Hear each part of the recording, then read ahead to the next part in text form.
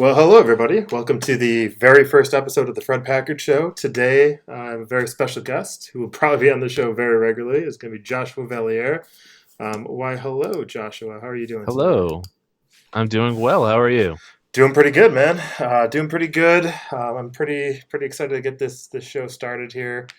It's been a minute. We've been trying to get this stream up and running, and we've learned a lot in the process. A lot of frustration. Yes. Oh yeah, no, absolutely. So, what do you want to talk about today? I was thinking a little bit of Star Wars. There's been a lot of news going on in the entertainment sphere, if you will, and I think it'd be kind of a cool place to start.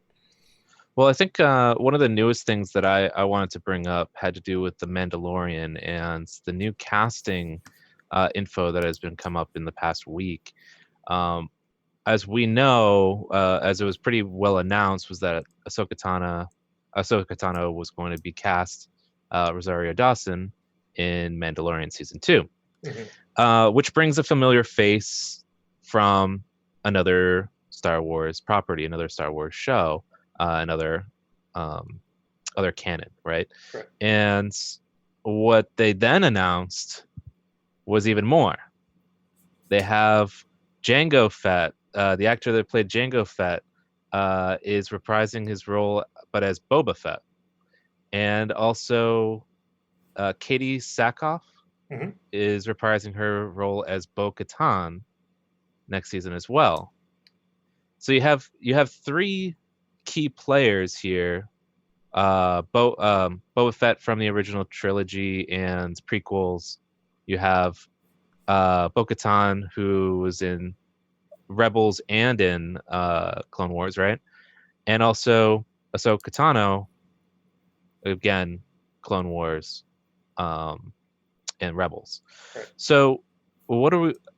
Uh, what I'm recognizing is that a lot of the fans of The Mandalorian, me being one of them, enjoyed that there were no existing characters. Every character we met was new. We just kind of like were able to absorb this new identity. It was far away from, I mean, still being within the universe and still being within the timeline of the Skywalker saga, but we had the separation where we got to know new characters and what was going on in another part of the galaxy.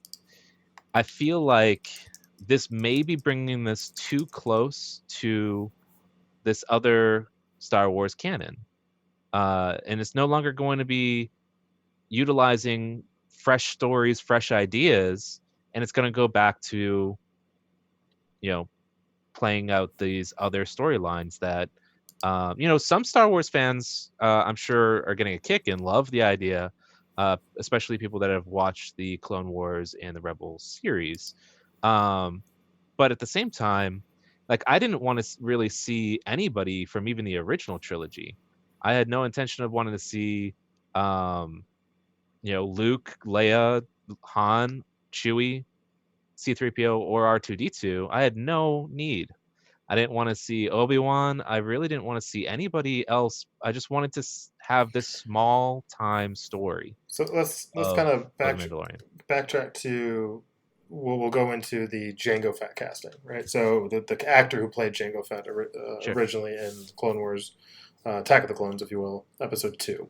So that's Tamira Morrison, right? Correct. So Tamira Morrison got casted. Now there's a couple things that can happen here. Okay, so one, you had the announcement that Rosario Dawson's going to be playing Ahsoka, right? And Hmm. then they announced that Tamira Morrison's going to be playing Boba Fett, um, which is possible because the age actually lines up at this point. Because at the end of Right. Attack of the Clones, and then we fast forward essentially, however many years, he is going to be older. Now, Right. From Attack of the Clones, he's he's a the kid, child. right? He's a child, Right. right? And then you So go through Clone Wars with him as kind of like a young child, teenager, and then fast forward to the end of Return of the Jedi. Boba Fett is now an adult, obviously. probably the same age that Jango Fett was in Attack of the Clones. Probably Close, I think. I'm that trying to look. think. So, end of Revenge of the Sith was how many years to? I'm trying to think off the top of my head. I'd say it's probably about 25, 30 years, Right in maybe that at the range. But yeah, most. but there's a couple other characters that he could play. He could play Rex, which in Rebels, Rex is essentially the character that was the clone trooper. So he could play any clone Right. trooper, right? So he might be playing Rex and Boba Fett. So he might be playing two separate characters altogether. Okay. I, So going off of that, I know that we're gonna circle back, but is there anything canon about what happened to all the clone troopers? Are they just in the galaxy as they are?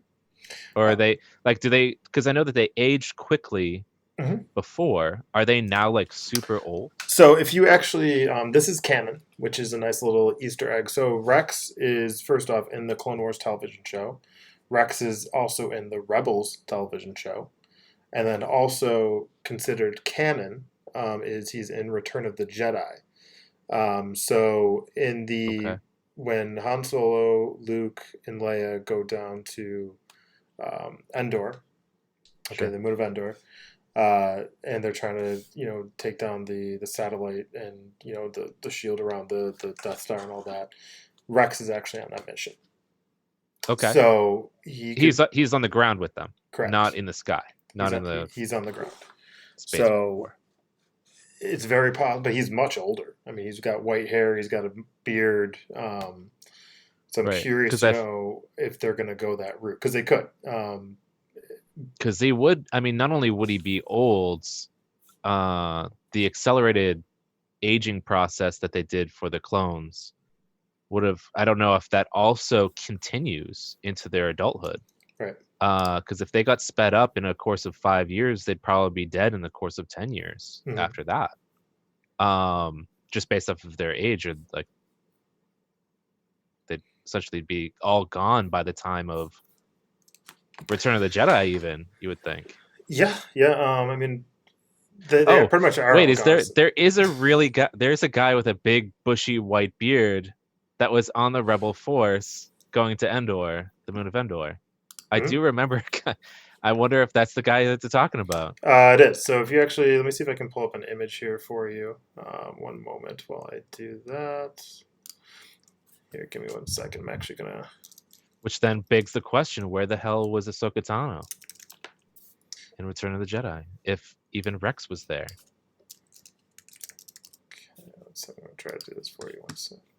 Where was Ahsoka Tano if Rex was there during Return of the Jedi? Yeah. My hypothesis here is we're going to find out. I think she's going to come back with Ezra Bridger. I think she was searching for Ezra at that point. Yeah, we discussed that. Yeah.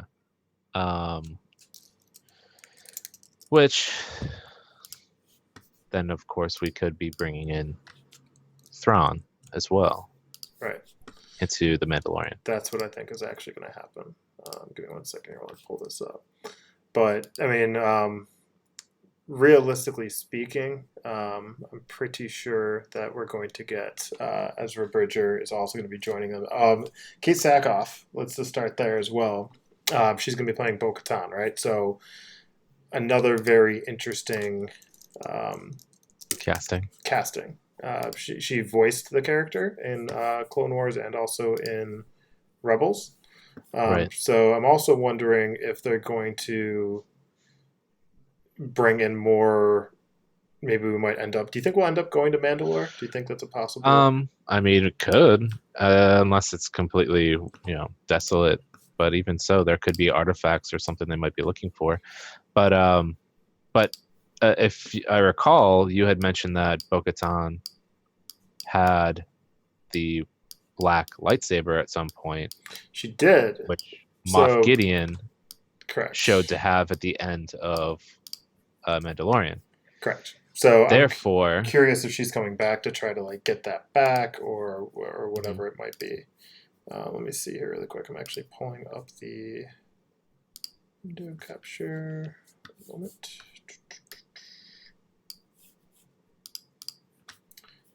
Let's see, Safari.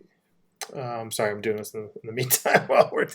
Yeah, you're doing it during live. I'm doing it live. This is obviously our first stream, and I didn't think to set up something for an internet browser, so I'm doing that right now. Well, I brought it up anyway, kind of on a whim. So while you're bringing that up, as I was mentioning, I just feel like I get it. I get the nostalgia factor. I get the want to bring back other characters that are, especially Dave Filoni's characters. Mm-hmm. He loves those characters. He wants them in all of his shows. And the fans of Dave Filoni and his work, I'm sure do too. But I can probably say that a lot of Star Wars fans also just wanted to see this more gritty, down to earth, so to speak, sci-fi about these all new characters that we have mysteries for them that we want to unveil, that we don't need to unveil more mysteries of these I found it. existing characters. Now, this is actually Rex. You're probably not able to see this, Josh. It's actually on the stream. But Rex is essentially, he's the old guy from... actually, you could watch this on YouTube right now, and you can see this. We're streaming live. But you can see Rex has a white beard. He's with the group here, and him as a clone also white beard, bald. So I'm curious to know what they're going to do in regards to this show. If they plan on essentially going, just the clone route. It's going to be hard. I feel like they're going to do the bald plus mustache goatee type thing. Or if they're going to end up essentially just having him as Boba Fett. Now, do you think that's going to ruin canon if Boba Fett comes back? Are you happy if Boba Fett comes back? I don't know if I'd be happy with Boba Fett. It'd almost just be fine to just say, "Hey, he was dead all along." I don't think there's a necessary thing to bring up another. It's like bringing in Phasma suddenly back into the fold. They did that though.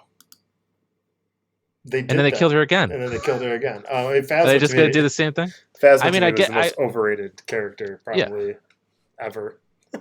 Boba Fett, if brought back, is just would probably be an attempt to redeem the character, and kill him off in a completely badass way. That's my assumption, if they ever did, or just have him spin off, right? Because you know how Disney loves their spin-offs, right? I think they're talking about doing an Ahsoka spinoff as well. Now, whether they do that as live action or animation, I'm curious. They're also talking about doing another season of Rebels. So I don't know exactly what the plan is for Dave Filoni in all of this, because Ahsoka is pretty much his character, right? So he's very near and dear to Ahsoka. So if anybody's going to be playing with Ahsoka, it's going to be Dave Filoni. So I'm curious to know if they're going to give him a live action opportunity or what the plan is moving forward. Yeah, I mean, you get a name like Rosario Dawson. You're not trying to just cameo her in there. Right. I don't think, especially for such a big character. Right. I don't think so either. I think that I think you have Rosario Dawson. I mean, but she was in all the Marvel stuff as well, right? So she was very behind the scenes character in the Marvel Netflix shows. Right. So what is your thought, as I brought it to the table? Like, do you think that having all of these existing characters from other canon jumping into the Mandalorian may kind of taint the original, fandom and swell that this series had brought on? Nope. I think it's great because the best shows that have been made so far, in my opinion, are Clone Wars. The way that ended was fantastic. Rebels was fantastic. So everything Dave Filoni's pretty much touched so far has been, in my opinion, some of the best Star Wars stories. And then also, I know I sent that over to you the other day, showing that Dave Filoni, he ended up directing 9 episodes of Avatar, The Last Hmm. Airbender, right? The dude knows his stuff. He knows how to set up story over a long period of time, and develop characters. So I'm very, very much excited for anything he's touched getting more incorporated into the overall lore of Star Wars. For me, the only bummer is I'm kind of done with this timeline. Right, You and know, I agree. I'm done with it too. But I thought that the Mandalorian at least got us out of the Skywalker saga right? in a sense. We were no longer dealing with the Jedi. We were dealing with a remnant of. It did actually bring a little bit of Legends, the feeling of Star Wars Legends, back into canon. Hmm. And I'm talking about the feeling, the themes, and the overall just direction that it seemed like it was going. You could take a bounty hunter or uh, a smuggler or something, and you could tell a story in the Star Wars universe, and it doesn't have to be connected to Luke or Leia or Han. Right. And I thought that that was where they were going. I mean, the closest thing to it was kind of like this. You had still elements of stormtroopers. You still had some elements of like the Empire. You had a baby Yoda creature, but that's just another. As far as we know, it's just an alien Jedi creature. Um, did you see the ending to the Clone Wars yet? Did you watch that yet? I haven't. No, Okay, so because we still have to actually watch all the series. right. So the new stuff that's coming out from Star Wars that I'm most excited about is called the High Republic. Okay, so what that basically is, and let me see if I can pull this up. This is right off of The Verge. Let me pull this up really quick. So this is going to be pretty cool. Okay, so this is some very interesting information that's coming across. So it's going to be called Star Wars: The High Republic, which is basically a new publishing initiative for Star Wars Expanded Universe. Titled Star Wars: The High Republic, designed as an interconnected series of books, novels, and comics. The series would be set about 200 years before Star Wars: The Phantom Menace, in a golden age for the Jedi. Um, the company's press release, the period of the Star Wars timeline will not overlap any of the filmed features or series currently planned for production, meaning that the High Republic will be limited largely to print stories for now, not the next big budget Star Wars movie or Disney Plus show. Still, if the stories do well and resonate with fans, there's no reason to assume that the High Republic era won't make the jump to film at some point down the line. I'm showing here on the screen some interesting characters, that are going to be coming through. But there's a list of different books that are coming out. So you have Star Wars: The High Republic, Light of the Jedi by Charles Soule, an adult novel. You have Star Wars: The High Republic, Into the Dark by Claudia Gray, which, in my opinion, Claudia Gray is probably the best Star Wars author that's out there right now. She did Lost Stars, and if you haven't read that book, you absolutely have to.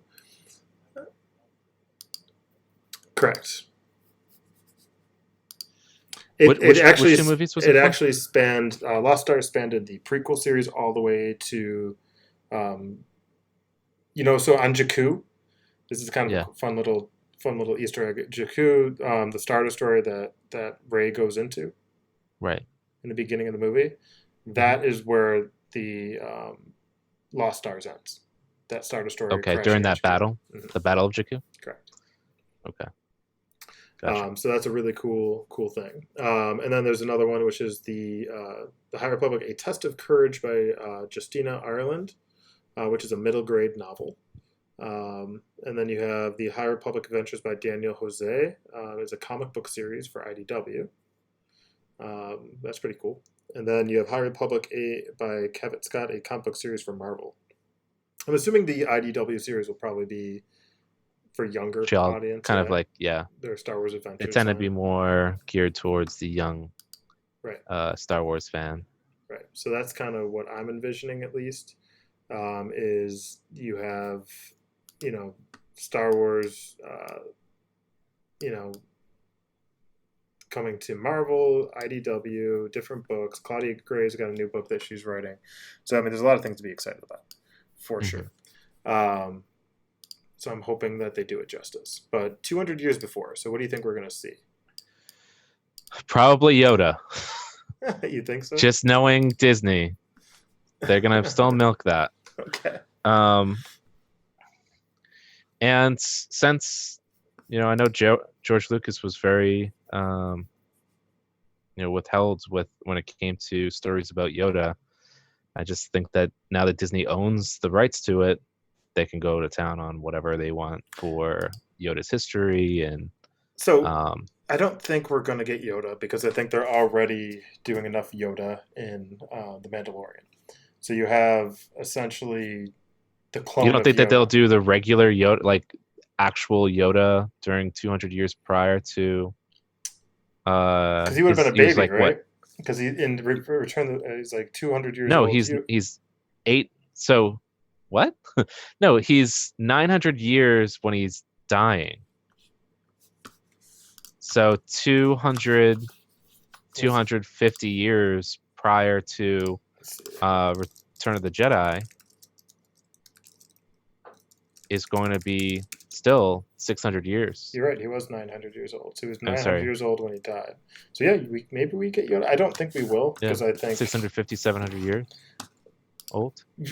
actually the more that we talk about it, the more I think we're gonna get Yoda. Yeah. Fuck, we're gonna get Yoda. But they did say that's not going to touch any of the. One thing that I think it kind of alludes to here is it says, um,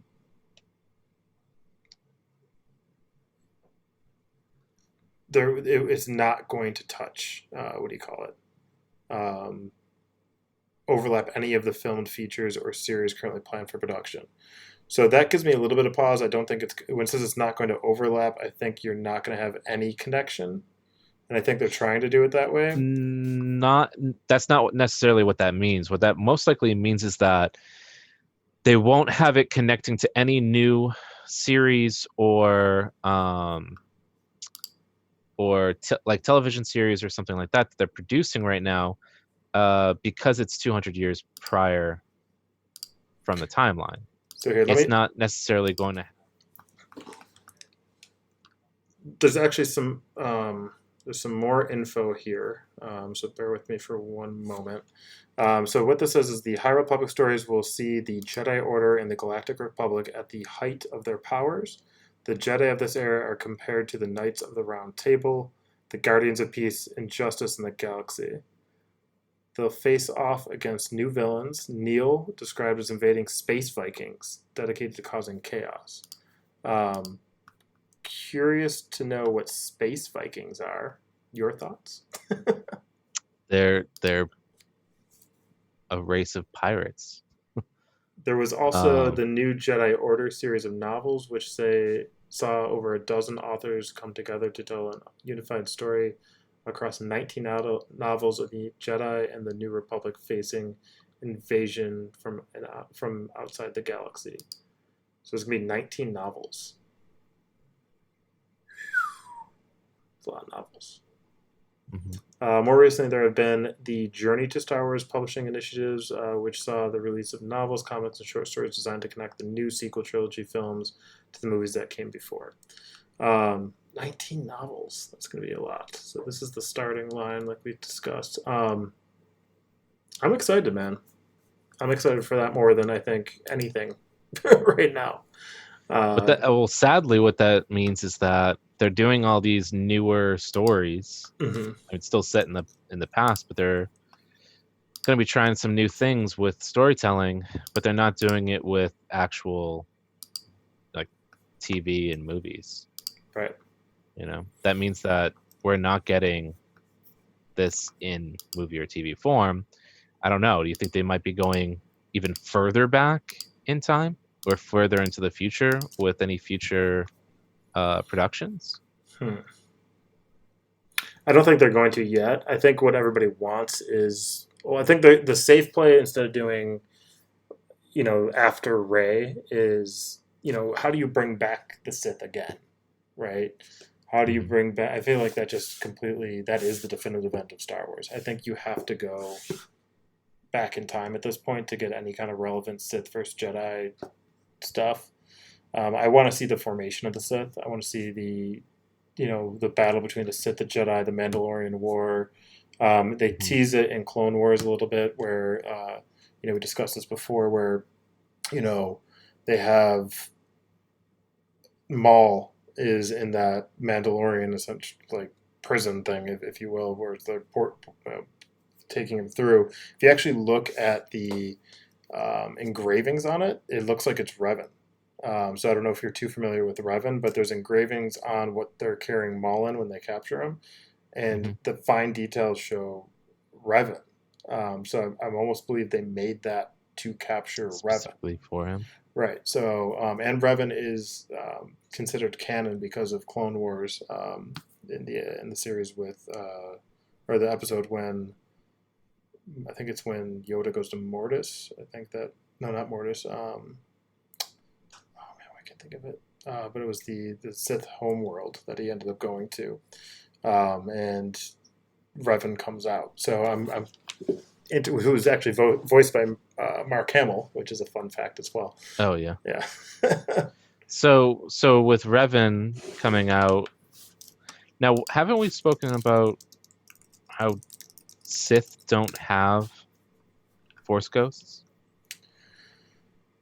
How did that happen? If It wasn't a Force ghost, so it was actually more of a trap.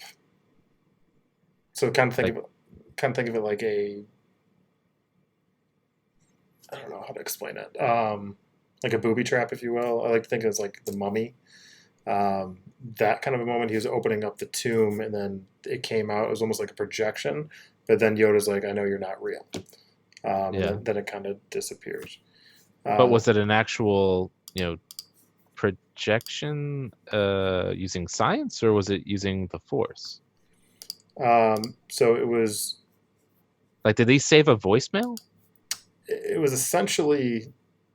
I mean, it Hi, was you've reached Revan. no, it's kind of what it was. I'm not in right now. It's in the episode of Clone Wars. I think it's the final or second final episode of Clone Wars before. I think it's season 6. I think that happened in. Um, Let me see if I can find it. Revan Clone Wars.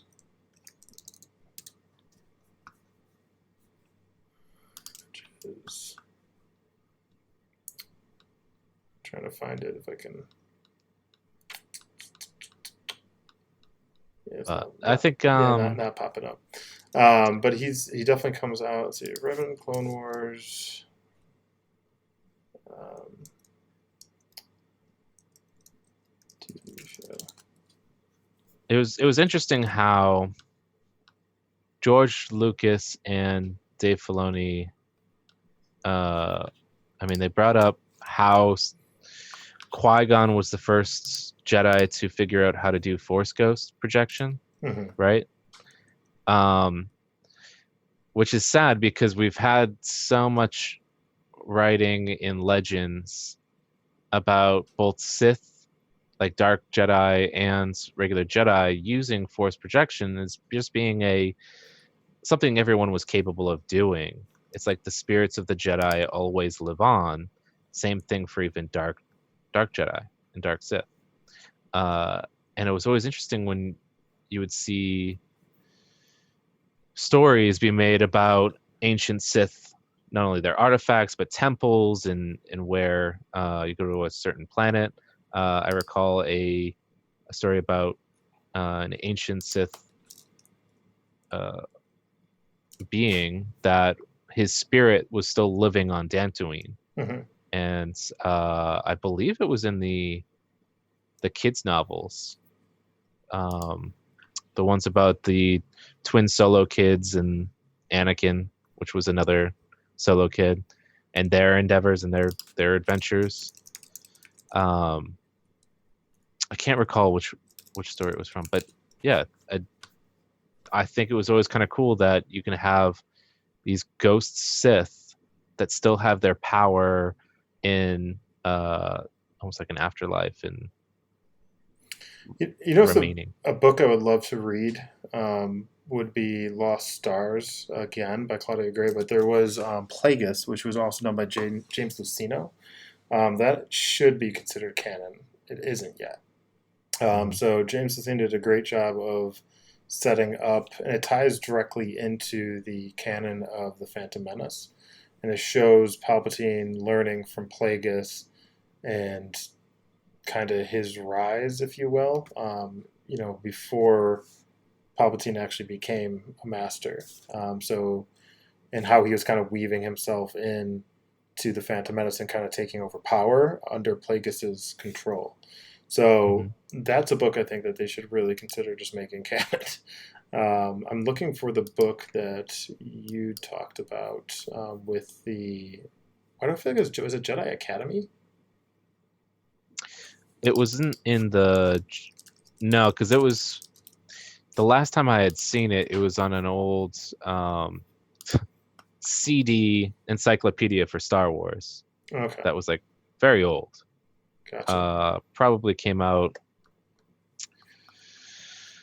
hmm, when CDs first started to come out, I guess. Uh, and I think it was like multiple CDs of all its encyclopedia information, and it was just so interesting to read about all of these characters, and that's where I first read about Thrawn being a character. I think they So didn't they just say that Thrawn was casted as well. Thrawn casted. no, they casted Oliphant, Who Josh Oliphant, I think. for what character? They didn't say yet. Uh, they haven't confirmed what his role will be, but I kind of doubt he would be Thrawn. If anything, he might be Ezra Okay, that's if he's possible for a sure. existing character. This is what. So this is directly Timothy from. Oliphant. You're familiar with Timothy. Screen Rant, right? Yeah. Okay, so Screen Rant posted an article. This was May 17th. So that was what today.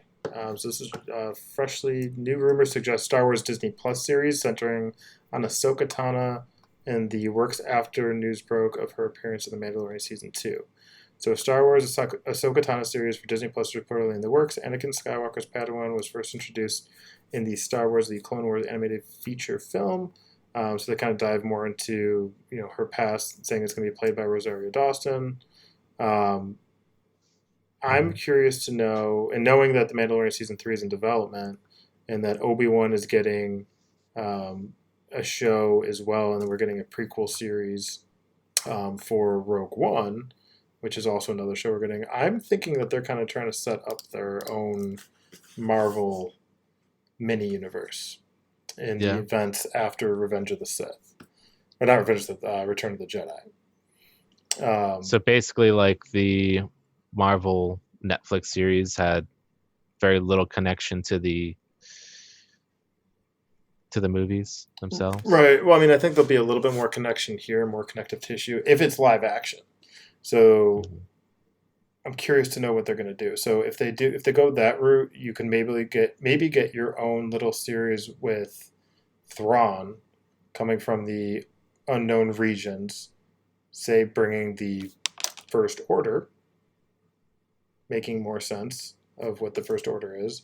Thrawn brings over the First Order, and then you have Ahsoka, Ezra Bridger, and the Mandalorian all having their own three series trying to take down Thrawn, and then you have a connected story arc between the three different series.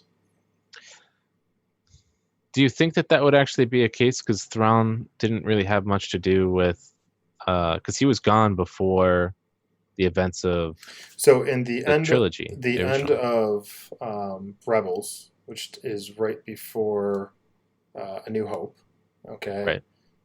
Thrawn gets thrusted out into the unknown regions with Ezra. And then at the end of Rebels, Ahsoka begins her journey to go find Ezra and save him. Hmm. So I'm curious to know if maybe what we're getting now at the end of Return of the Jedi is them coming back, and now you have Thrawn who has mustered the strength of this new order, um, only It to just be seems kind of odd that that he was gone before the Empire fell, so therefore the First Order wasn't really a necessary thing to have. well, no, because I'm thinking that he started the First Order and brought them to, because he served Palpatine. So I'm almost wondering if he got the message Palpatine died, and that his role in all of this was to essentially start this First Order to bring back Palpatine, mm-hmm. and maybe that's how that all started. Maybe that's because the Yeah. First Order came from the unknown regions. So I'm wondering if that is who brought them actually back, brought them to the galaxy, is Thrawn. Man, if only they brought Thrawn into the sequel trilogy instead of Holdo. That would have been a little bit more interesting to see. Well, I mean, the thing, Holdo was on, obviously the rebel side. Thrawn was 100% on Palpatine. Of course. But I mean, I feel like if you had to sacrifice a character. I think, honestly, Thrawn could have probably been the big bad as opposed to, what do you call General it? Hux. General Hux, who they completely just, yeah. That's another conversation. Or even, it almost kind of begs the question, because they also had that other kind of discount Moff Tarkin guy in the third sequel. The one who actually kills General Hux. He wasn't in either of the first two movies. Oh, right, yeah. Who just shoots him when he's like, we found the spy. Right. Yeah. I mean, I just rewatched it, and I think we should have a episode where we just dissect The Rise of Skywalker, because there's even more that just kind of like, really? Like, for instance, like, why is Palpatine, like, here's a huge plot hole. Kill me, strike me down, and all the Sith will go into you. Mm-hmm. Right? She does kill him. Right. But it's, you know what I mean? Like, so she did what he wanted her to do initially. Yeah. I don't know if it has to do, and why, even if it even has to do with the bloodline as well, because was the Emperor and Plagueis related? No.